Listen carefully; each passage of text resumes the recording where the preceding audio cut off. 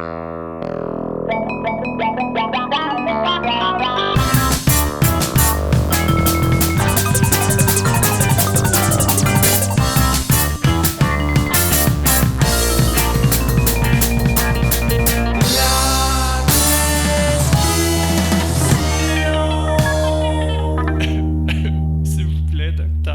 le bonjour tout le monde et bienvenue à la prescription.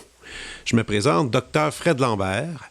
Oui, j'ai un doctorat obtenu à l'Université McGill au département de musique.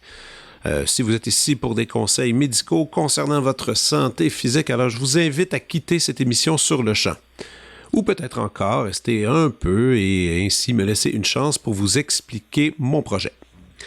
Je suis l'altiste du Quatuor Molinari et en tant que musicien, j'ai l'immense chance de côtoyer ou de croiser des gens passionnés de plusieurs milieux, allant de la musique classique, trad, pop, danse contemporaine, art visuel, littérature, cinéma, humour. Bref, je travaille souvent avec des artistes multidisciplinaires, créatifs, talentueux, et c'est une occasion pour moi de reprendre contact avec eux, de discuter. Ce sera donc de la longue conversation. Un ou une invité par semaine, et tous les invités qui viendront ici auront le temps d'aller en détail soit sur leur processus de création ou encore pour jaser de ce qu'ils aiment, de ce qu'ils font. Il n'y aura aucune limite de temps. À la fin de ces conversations, nous allons jamais, moi et l'invité, une prescription. Et oui, c'est le titre du podcast. Il fallait bien un concept, hein?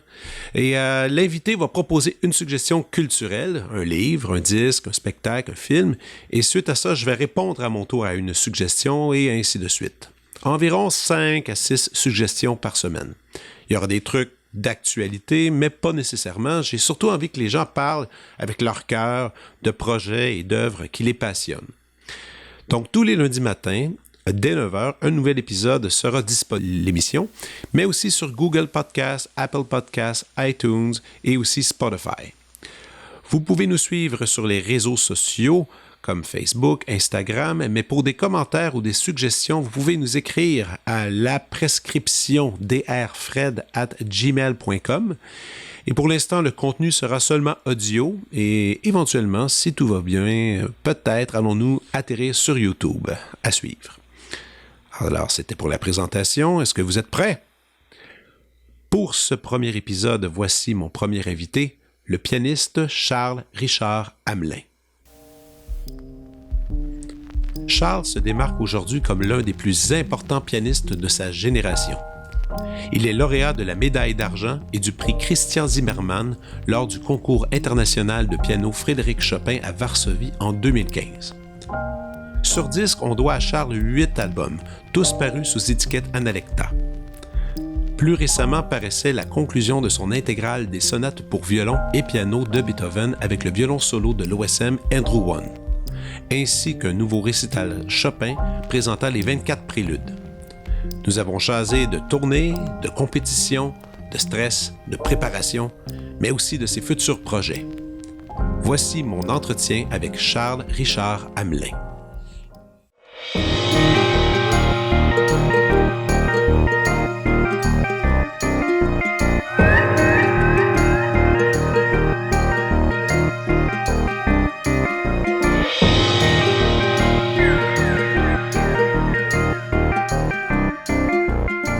Bonjour Charles, comment vas-tu?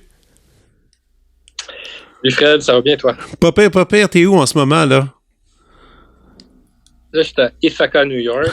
Je vais faire un masterclass pour un récital au collège ici. Wow, OK. Ouais. Puis c'est comme une genre de fin de tournée ou qu'est-ce que c'est exactement tout ça? Ben en fait, je remplace Janina Felkowska qui était supposée venir, puis elle a annulé sa tournée là, à cause des trous d'annulation avec le COVID. Fait que mon agent m'a proposé, on a la même agence, puis mon agence m'a proposé à cette série-là ici, puis ils ont voulu, fait que c'est super. Puis je suis en petite tournée, je fais beaucoup de in and out ces temps-ci. Là.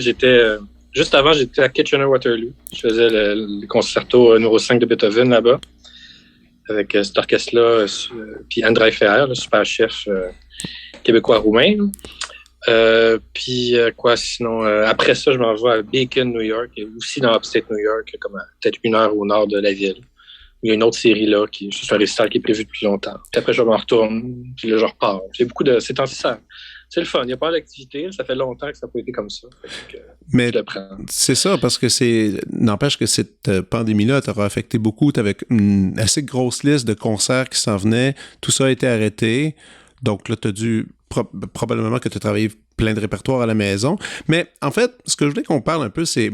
Ce qui est drôle avec la pandémie, c'est qu'un musicien, c'est déjà une vie de pandémie. T'sais, on est toujours tout seul, en train de pratiquer avec notre instrument, prendre du répertoire.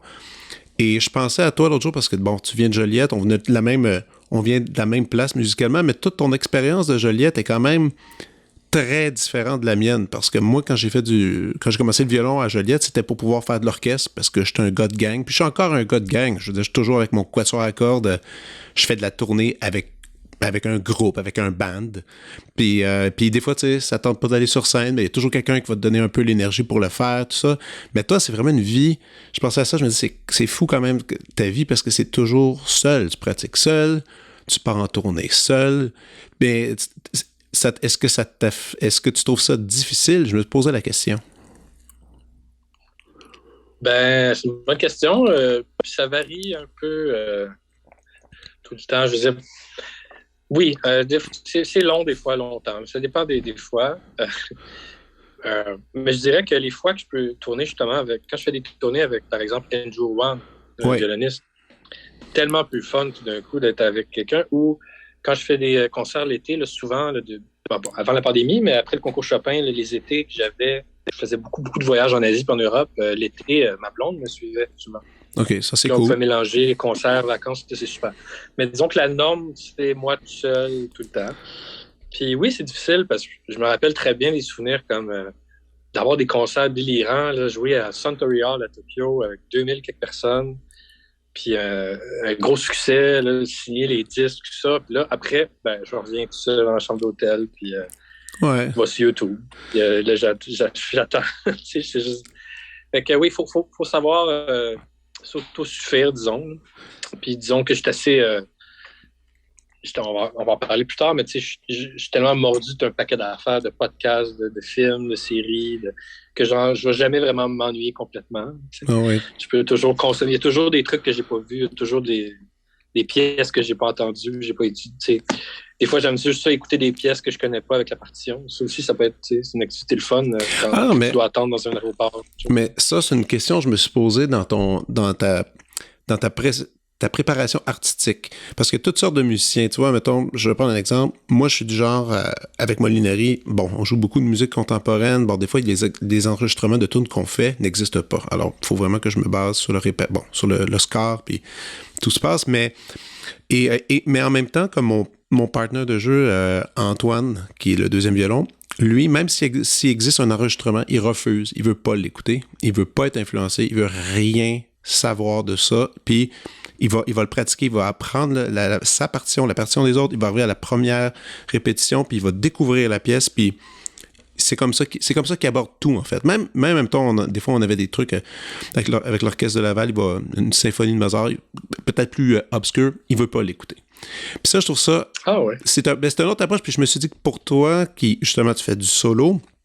Peut-être c'est un peu dangereux, ce truc-là, d'aller écouter d'autres versions parce que tu te laisses influencer par des idées, ou tu es capable de faire abstraction de ça, juste d'aller écouter harmoniquement qu'est-ce qui s'offre, ou au contraire, tu en écoutes plein, puis tu vas voler une petite idée là, puis une autre là, puis tu fais ta propre chose?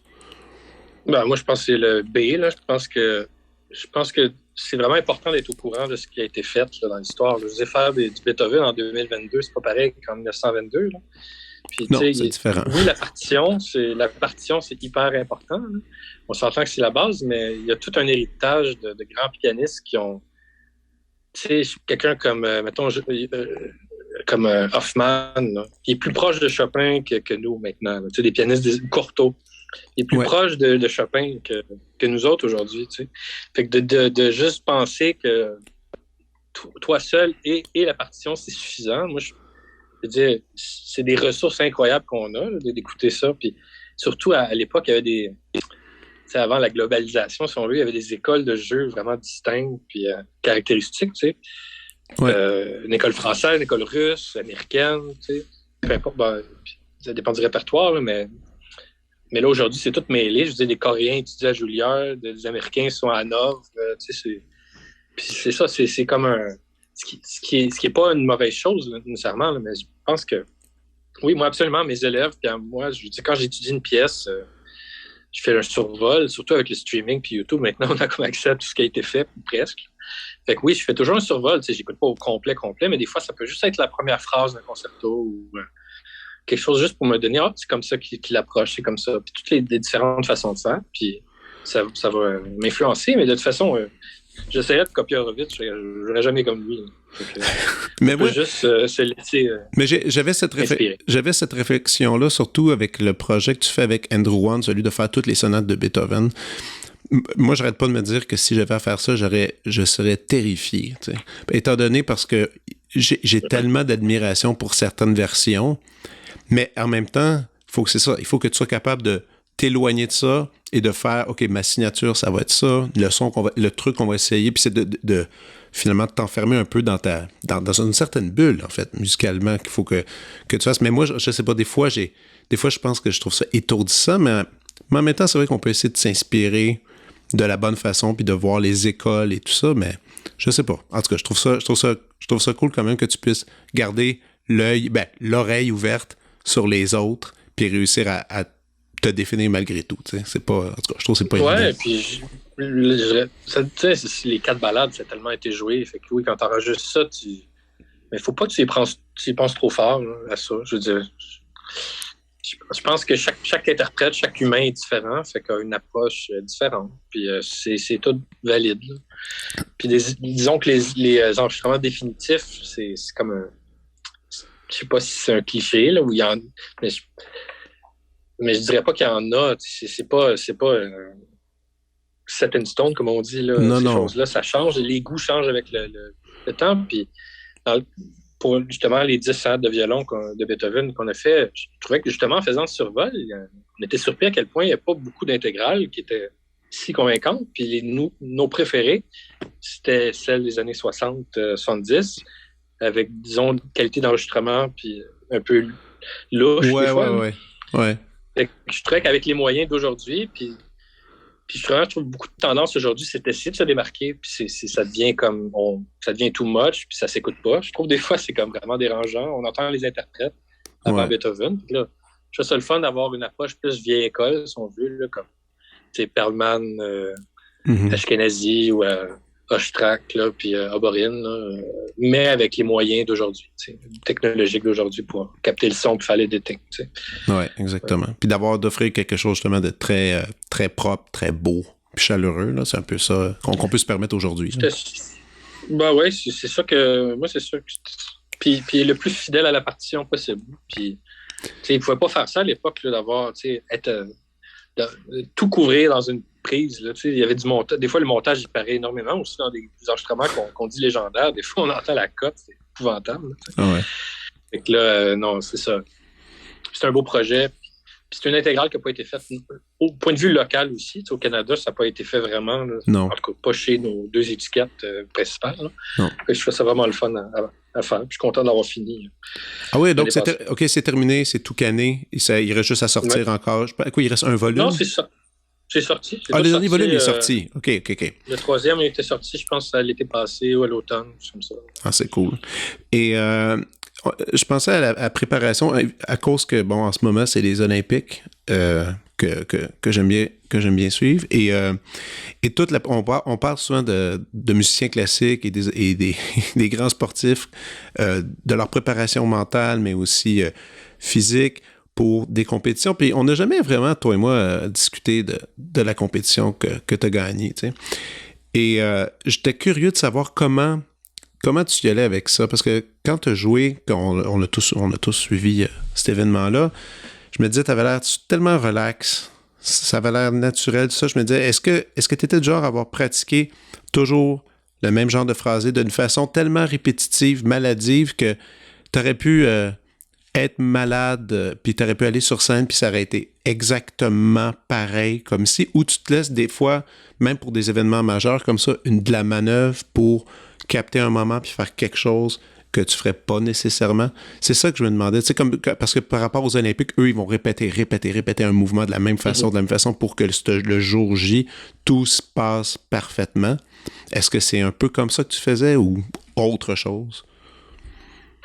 Je dirais que c'est comme les deux en même temps parce que il fallait du genre de surpréparation pour que, justement, si le stress arrivait, si je n'étais pas du tout concentré, je sois capable de continuer et pas faire d'erreurs majeures, tu sais, trop majeures.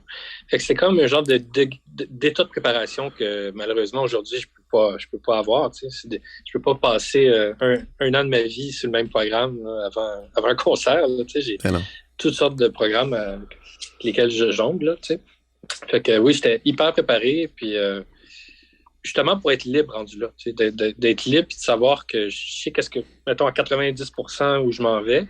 Puis avec, disons, l'humeur du moment, avec comment je sens le public, comment le piano résonne, parce que les pianistes, c'est ça hein, aussi.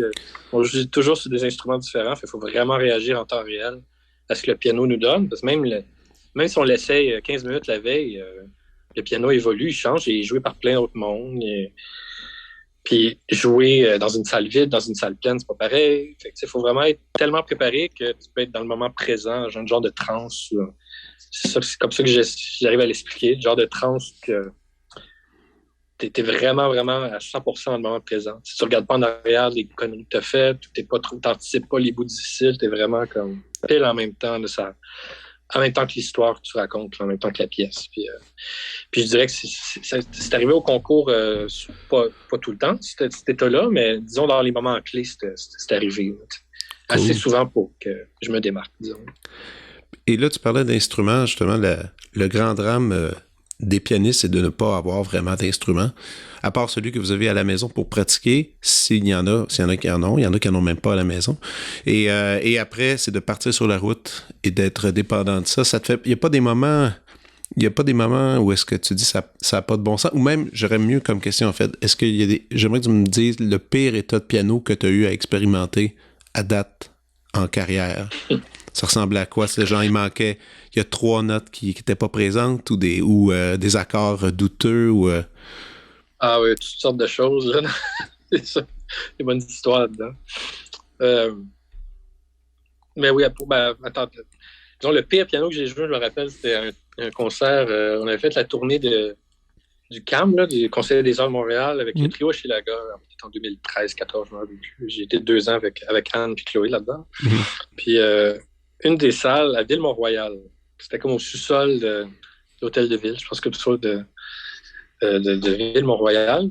Bon, tu te dis à Ville-Mont-Royal, ils ont du budget. Tu sais, ils ont de l'argent, ce monde-là. Mais au sous-sol, il y avait comme le piano qu'on m'avait donné. C'était un piano droit. Déjà, ça part mal parce que tu sais, dans le rider, dans le contrat, je pense que il faut que ça soit au moins un piano à queue, un baby grand, quelque chose. Mais non, c'était un piano droit. OK. Mais il était surélevé sur des immenses roulettes. Fait que les pédales arrivaient comme... Il y avait comme genre un bon 20-30 cm entre le sol et la pédale. OK.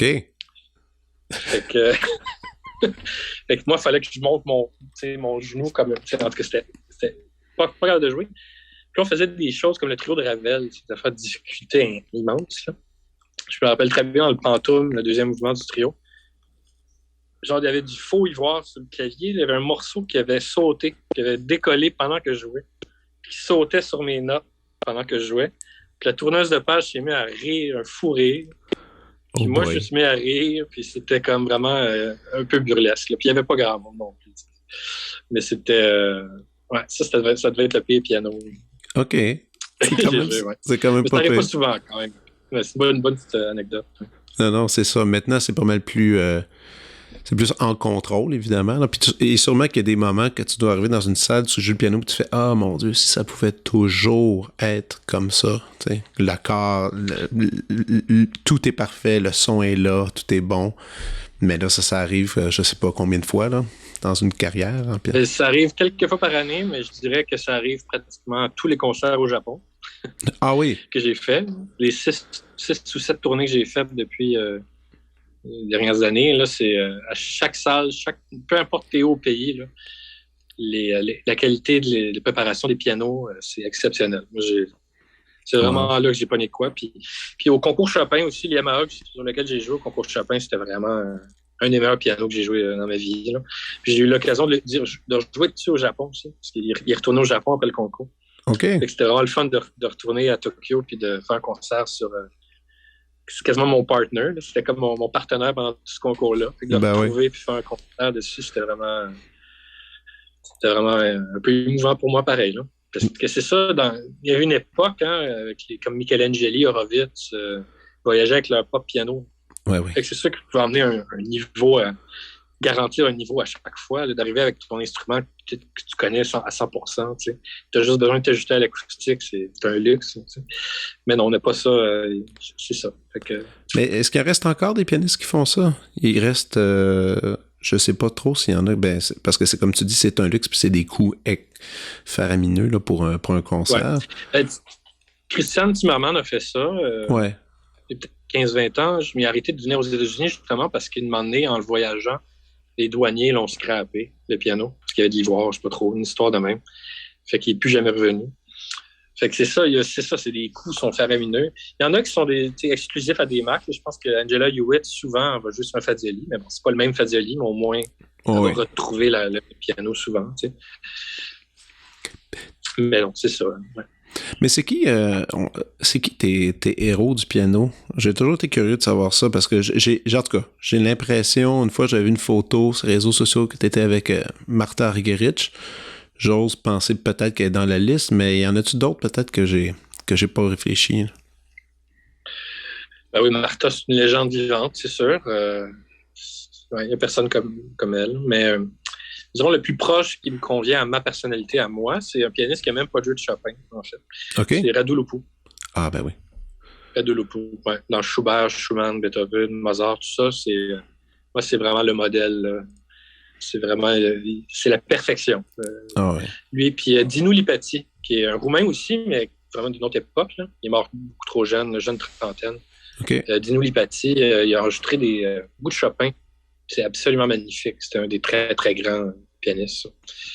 Fait que ces deux-là, je dirais que c'est mes deux modèles. Là. Il y en a d'autres, comme pour Chopin et Rubinstein. J'adore Arthur Rubinstein. Ah oui. C'est quelque chose d'écouter jouer des mazurkas.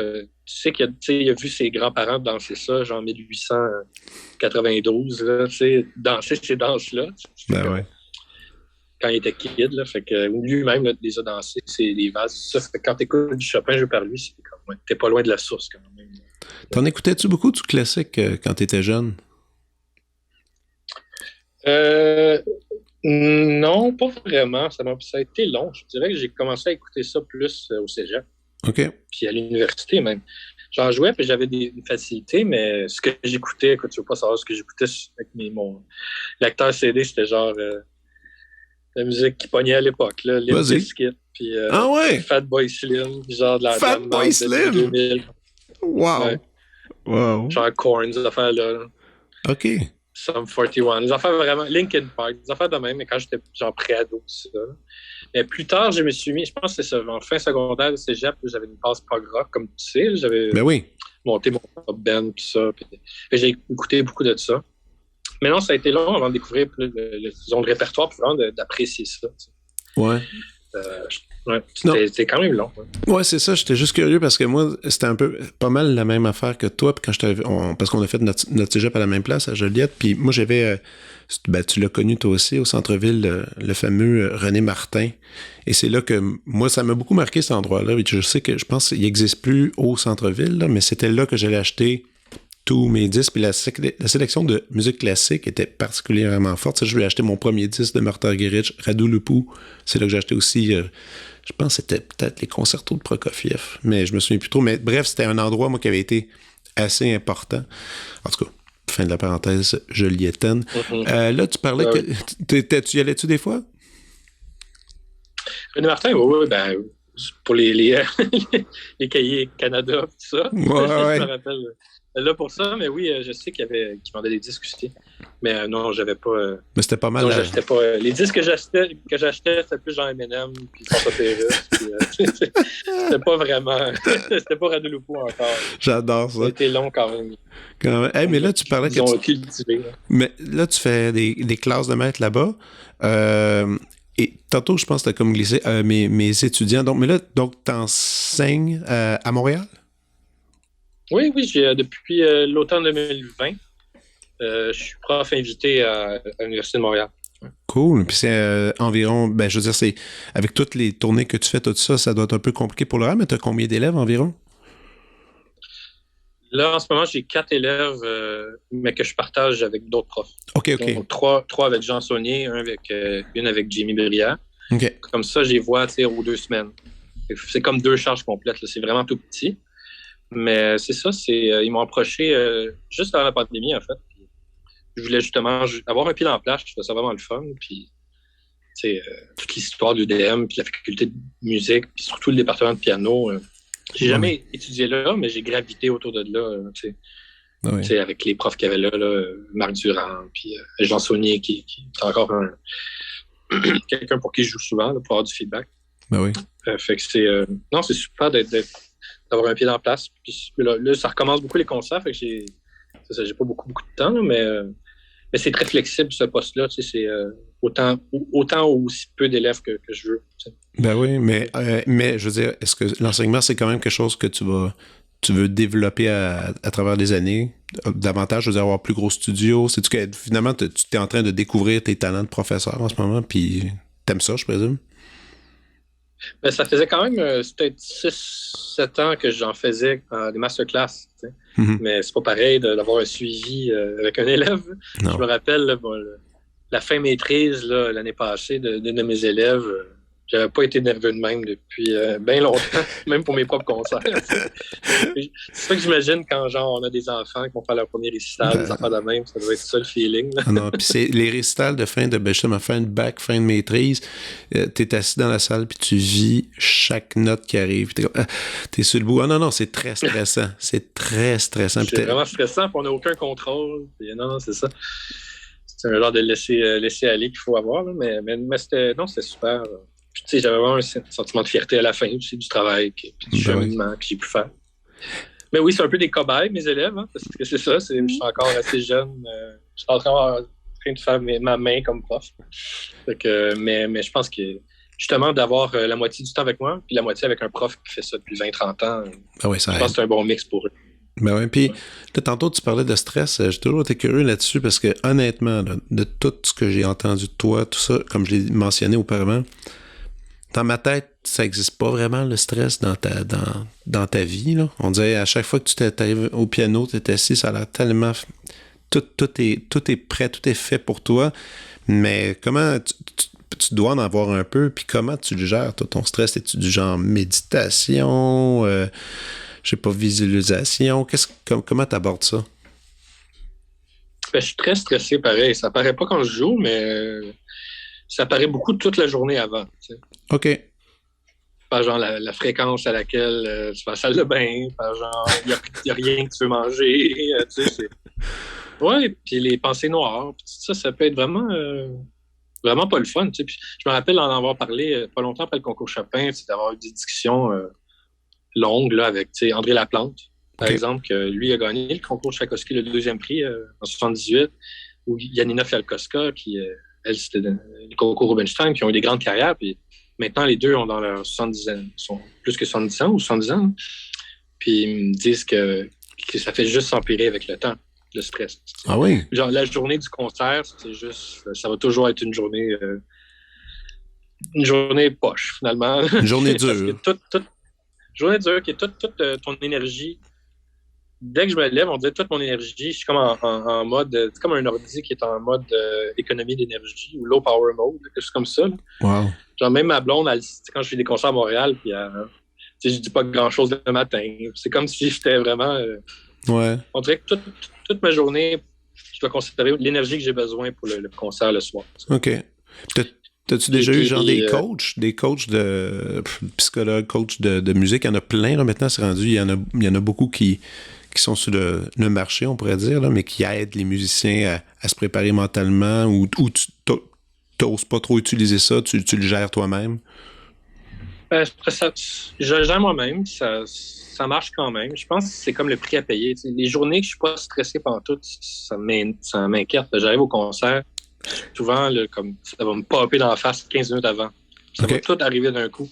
Puis je me dis, si toute la journée, je passe le stress, on dirait que rendu à la soirée, je suis comme tanné d'être stressé. Tu sais. C'est comme s'il était passé plus. Tu sais. C'est comme si j'avais déjà tout dépensé. Fait que, je sais pas. Mais tu sais, il y a toute l'alimentation autour de ça, là, les bananes. Puis, ah ouais, ben là, les bananes. La banane avant d'aller sur le stage, elle est très importante, cette banane. Ouais, puis des fois, c'est 2, puis elle en traque une autre. Oh! C'est juste ça qui rentre, là. Ouais.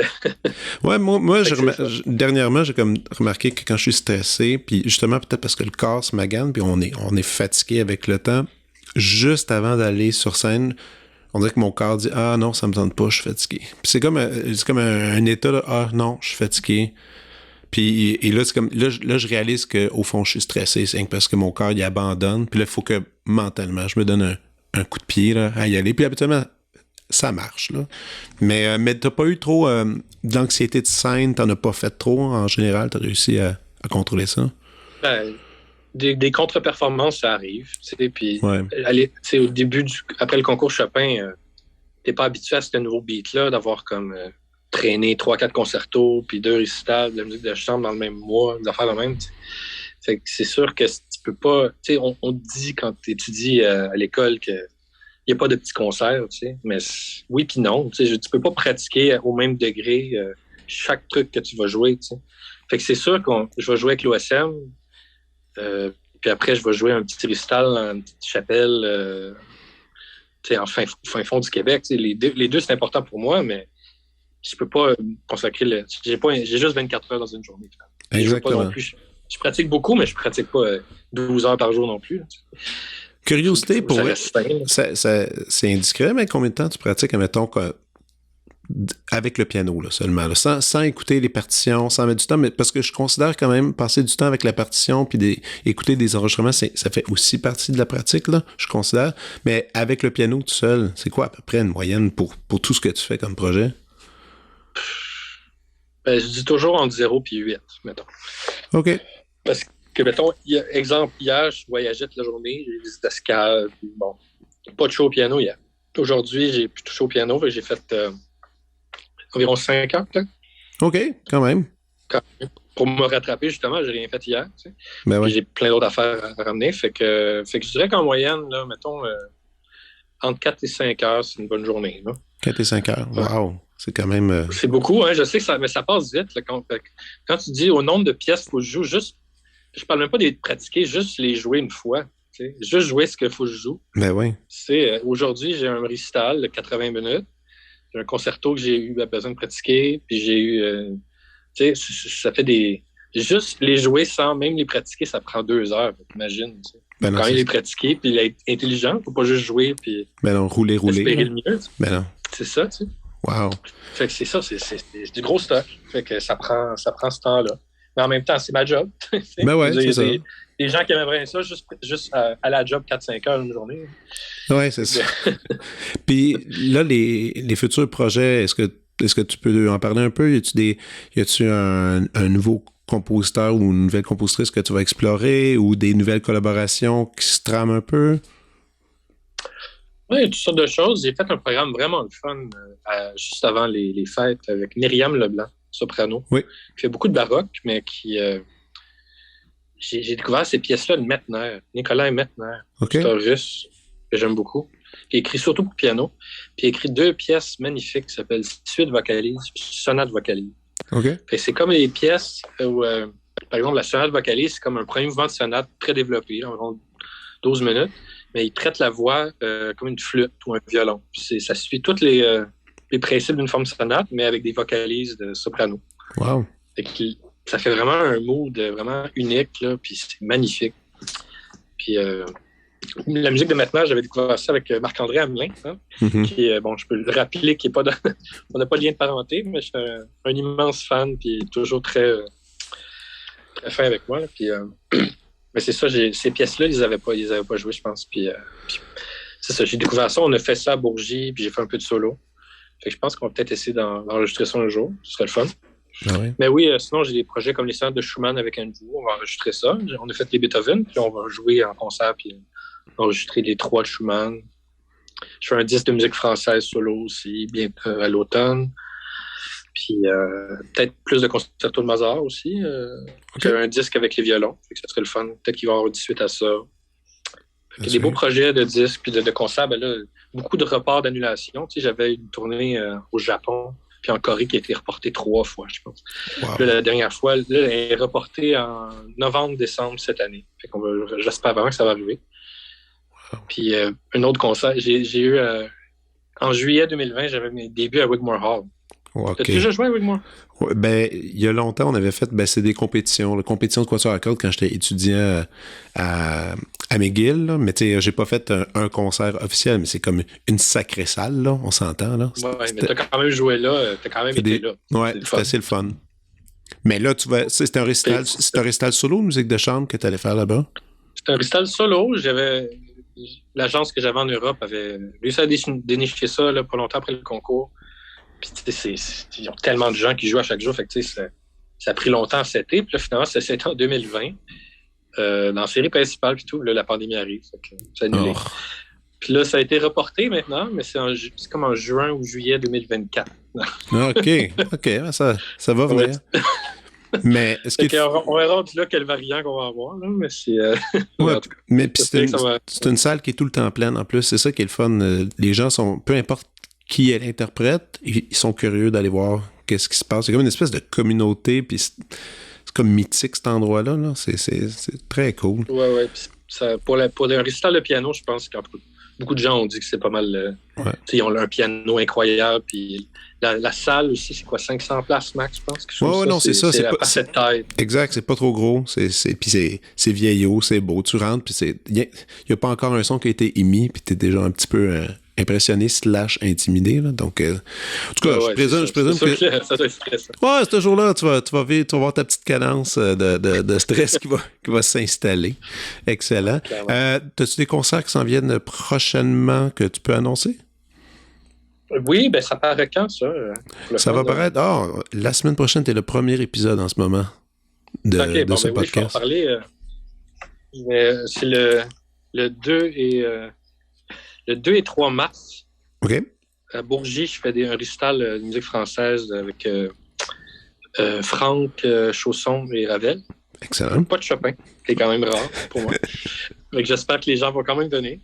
Mais je comprends que c'est ça. Ces temps-ci, les gens ont perdu un peu leur habitude, mais vraiment, j'espère qu'ils vont venir parce que c'est vraiment un beau programme avec...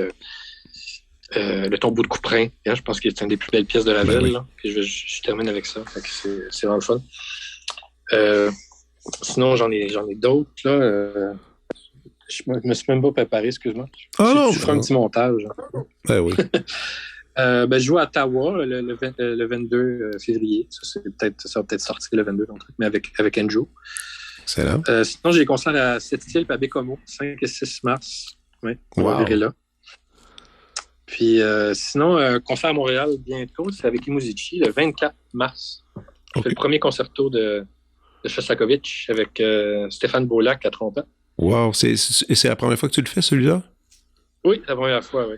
Cool. Stock, c'est rock'n'roll. Ouais, ça groove. Ça va être le fun. Ah, excellent. Ouais.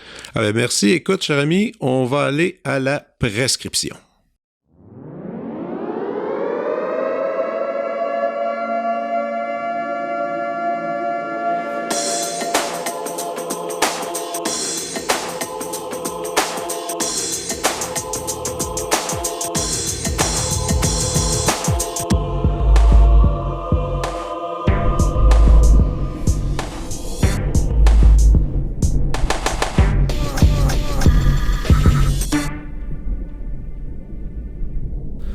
OK, Charles, on y va, c'est toi qui mets la table. OK. J'ai pensé à 3 choses vraiment, disons, assez underrated. Je dirais que les gens ne sont pas vraiment familiers avec ça en général. Je vais commencer avec en cinéma avec Mike Leigh, réalisateur anglais. Tu connais-tu? Oui. Oui. Ouais, moi j'ai... mais j'ai pas tout vu. Depuis quelques années. J'ai pas tout vu non plus, mais j'en ai vu quand même pas mal. Puis c'est un cinéma qui me touche vraiment beaucoup. Puis vraiment, il est vraiment intelligent, cet homme-là, aussi, en entendant dans l'entrevue. Puis là, j'étais abonné au Criterion Channel, puis on peut écouter plein de films avec la track des commentaires par Mike Leigh, qui est vraiment, vraiment intéressant. Fait que c'est des films comme années 80-90, là, comme Life is Sweet, Naked, Secrets and Lies. Un peu plus tard, il y a Vera Drake, Happy Go Lucky. En tout cas, il y en a vraiment plein. Puis c'est vraiment des films. Je parle, mettons, de Naked. Là. Je sais pas si t'as dit quelque chose, Naked, avec David Thewlis. Non, lui, je l'ai pas vu. Alors ça vaut la peine d'être vu. C'est vraiment, vraiment intense comme ça.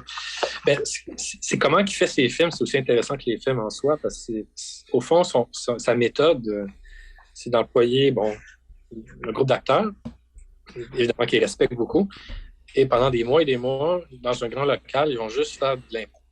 Puis lui, il va prendre des notes, puis tranquillement, pas vite, ils vont comme se former des personnages avec des backstories, tout ça. Puis les acteurs, à la fin de chaque journée d'impro, ils peuvent même pas se parler du travail. Ils sont même pas au courant de plein de choses de leur personnage qu'ils développent eux-mêmes avec Mike Leigh. Tu sais.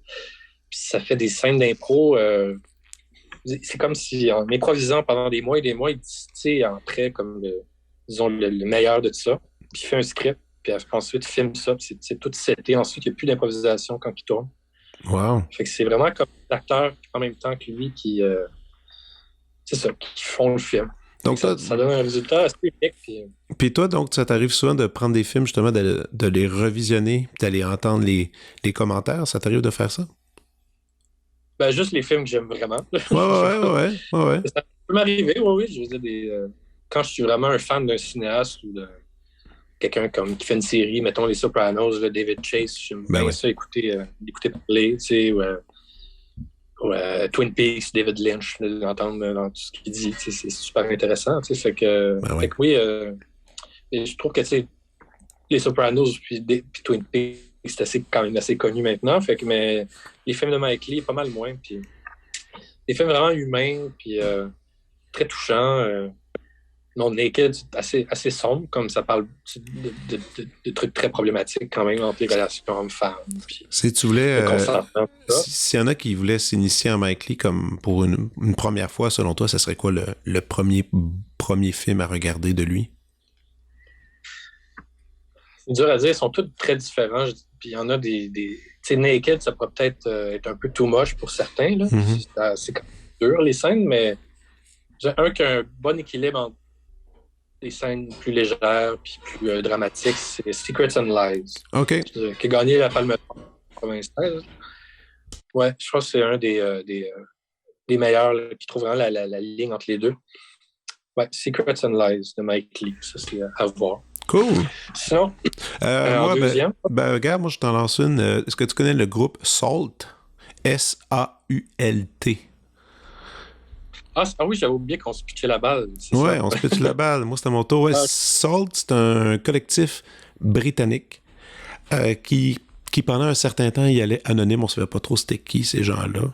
Et tranquillement, on a commencé à savoir où est-ce qu'ils mélangent du blues, du house, du disco. Et en peu de temps, ils ont sorti beaucoup d'albums. C'est ça qui est assez impressionnant. En 2019, ils ont sorti un album qui s'appelle 5, l'autre qui s'appelle 7. En 2020, ils en ont sorti 2 autres. Et cette année, en 2021, ils ont sorti l'album 9. Et l'album, c'était un peu assez original. C'est qu'ils l'ont sorti digitalement pendant 99 jours. Et après, ils l'ont fait disparaître. Donc, tu pouvais l'apprécier pendant ce temps-là. C'est tout. Bon, alors, évidemment, j'en parle maintenant, puis il y en a qui vont dire pourquoi tu me parles de quelque chose que je peux pas aller écouter. Mais il y a des petits futés qui ont mis ça sur YouTube. Mais aussi, on peut acheter des versions vinyles qui sont rendues extrêmement chères, très rares. Et c'est ça, c'est un peu R&B, c'est soul, c'est assez original, c'est en même temps un peu politique. C'est parmi les bands les plus fun que j'ai écoutés dans les dernières années et que j'aime beaucoup. Donc, ouais, SAULT à découvrir, SAULT, puis ils l'écrivent en majuscule. Donc, voilà. OK. À ton tour, un autre? Merci. Ouais. Ouais, je vais parler du plus récent projet de un de mes meilleurs amis, Charles-David Dubé. Son projet s'appelle BAB. OK. B-A-A-B.